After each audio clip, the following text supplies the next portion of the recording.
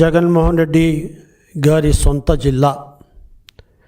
అటువంటి సొంత జిల్లా కడప పట్టణం దేవుడు గడపగా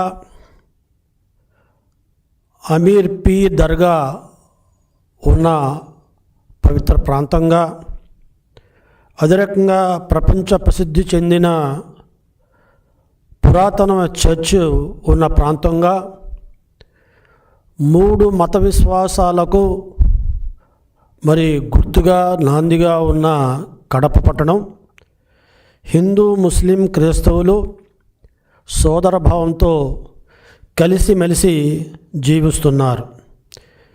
ఇటువంటి పవిత్ర భావం కలిగిన కడప పట్టణంలో రాజకీయ ప్రయోజనాల కోసం ఈరోజు మత ఘర్షణలు సృష్టిస్తుంది ఎవరు అనేది ఈ సందర్భంగా మనం గుర్తు తెచ్చుకోవాల్సిన అవసరం ఉంది, గమనించవలసిన అవసరం ఉంది. ఈ నెల 9వ తారీఖున కడప ఆల్మాస్ సర్కిల్, చాలా పేరున్న సర్కిల్ అది, ముఖ్యమైన 4 రోడ్ల కూడిక సెంటర్ అది. అటువంటి సెంటర్లో ఈరోజు మత ఘర్షణలు జరగటం దురదృష్టకరం. ఆల్మాస్ సెంటర్ సర్కిల్ పేరుని మార్చాలనే ఒక నెపంతో అక్కడ మతాల మధ్య చిచ్చు పెట్టడం బాధాకరం.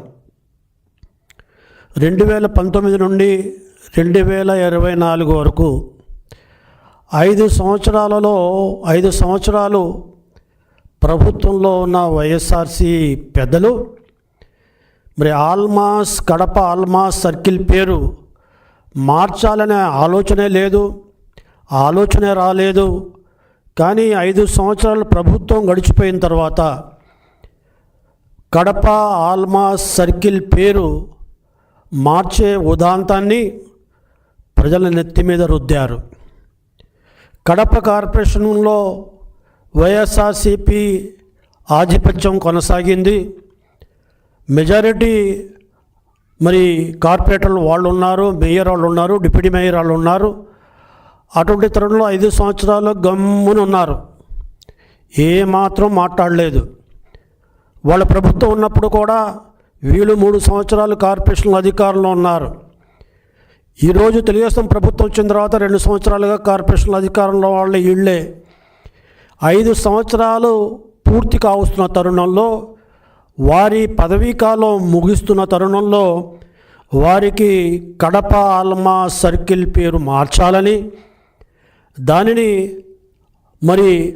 టిప్పు సుల్తాన్ సర్కిల్గా పెట్టాలనే ప్రతిపాదన ఒకటి దిగిపోయేటప్పుడు, పదవి ముగిసేటప్పుడు ప్రతిపాదించడం ఇది కేవలం రాజకీయ దురుద్దేశంతో చేసింది తప్ప మరొకటి కాదనే విషయాన్ని ఈ సందర్భంగా మనవి చేస్తున్నాను. రాష్ట్రంలో అధికారంలో లేరు, కార్పొరేషన్లో కాలం పూర్తయింది. అటువంటి టైంలో సర్కిల్ పేరు ఎలా మారుతుంది, ఏ రకం మారుతుంది అనేది ఇంగిత జ్ఞానం ఉన్న వాళ్ళు ఎవరు కూడా ఆలోచిస్తారు. అటువంటి ఆలోచన చేయకుండా ప్రభుత్వం మీద, తెలుగుదేశం పార్టీ మీద, స్థానిక ఎమ్మెల్యే మీద, తెలుగుదేశం ఎమ్మెల్యే మీద బురద చల్లాలనే ప్రయత్నంతో, రాజకీయంగా లబ్ధి పొందాలనే దురుద్దేశంతో ఇటువంటి ప్రతిపాదనని తీసుకురావటం ఈరోజు వైఎస్ఆర్సీపీ దివాళాకోరు రాజకీయాలకి, మతాల మధ్య చిచ్చు పెట్టే విధానానికి ఒక నిదర్శనం అనే సందర్భంగా మనవి చేస్తున్నాను.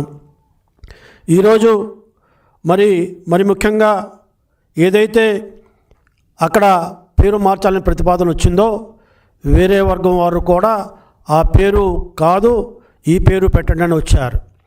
ఆ రకంగా 2 వర్గాల మధ్య విద్వేషం వచ్చింది, మాట పెరిగింది, అధికారులు సముదాయించారు, పోలీసుల మధ్యలో ఉన్నారు, ఇరు వర్గాలను శాంతింపజేయడానికి ప్రయత్నం చేశారు.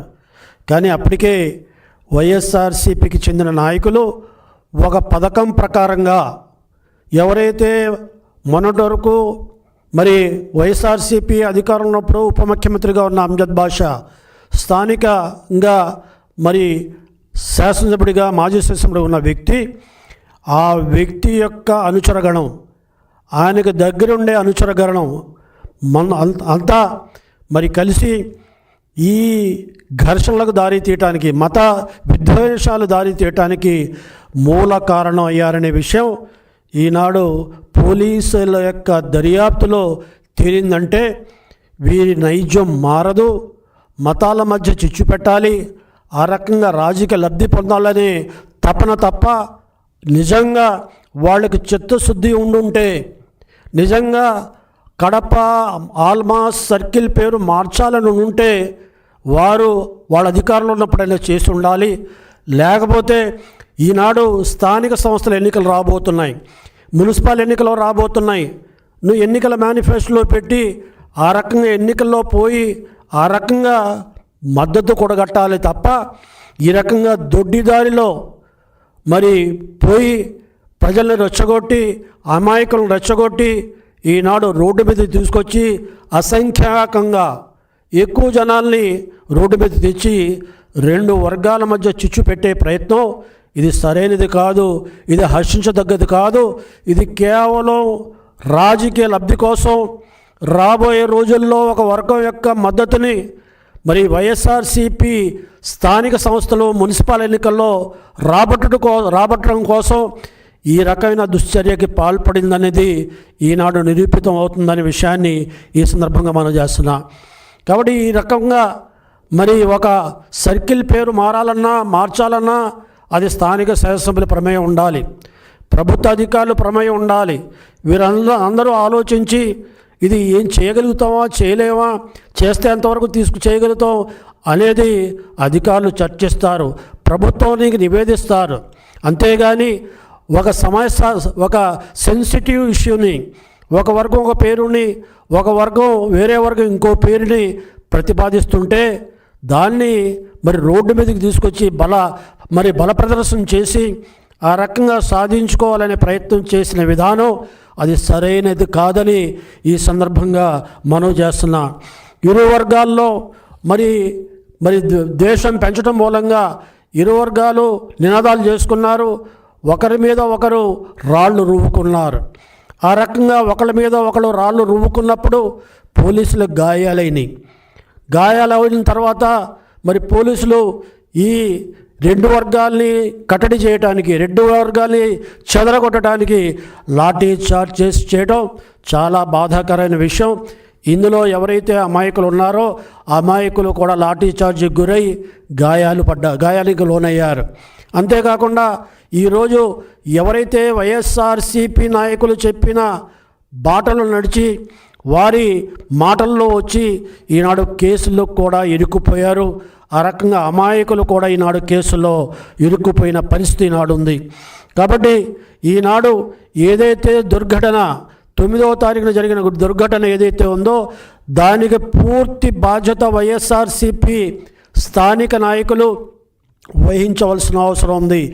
ఎవరైతే కుట్రదారులు ఉన్నారో, ఎవరైతే పాత్రధారులు ఉన్నారో వాళ్ళ మీద చట్టపరమైన కఠినమైన చర్యలు తీసుకుంటాం.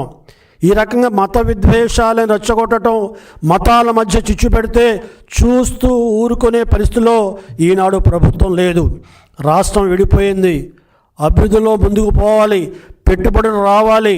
అదే రకంగా అనేక సంస్థలు ముందుకొస్తే తప్ప ఉపాధి ఉద్యోగ అవకాశాలు రావు, అంతేకాదు ఆదాయం కూడా పెరగదు.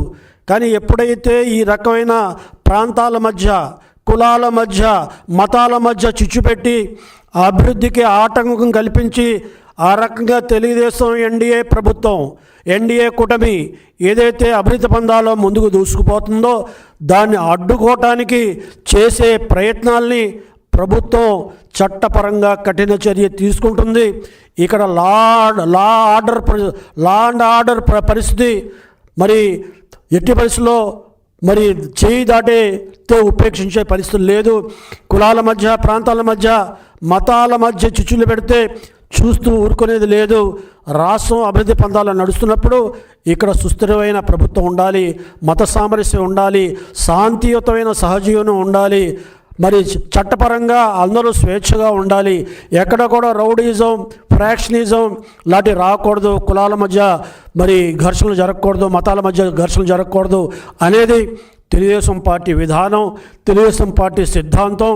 అందుకనే ఎన్టీ రామారావు గారు 1983లో ముఖ్యమంత్రి అయినప్పుడు, మొట్టమొదటిసారిగా ముఖ్యమంత్రి అయినప్పుడు రాజకీయ అనుభవం లేకపోయినప్పటికీ, ఆయన సినిమా నటుడుగా ఒకేసారిగా ముఖ్యమంత్రి అయినప్పటికీ కూడా 1983 వరకు హైదరాబాద్ పాత బస్తీలో మత ఘర్షణలు జరుగుతుండేవి.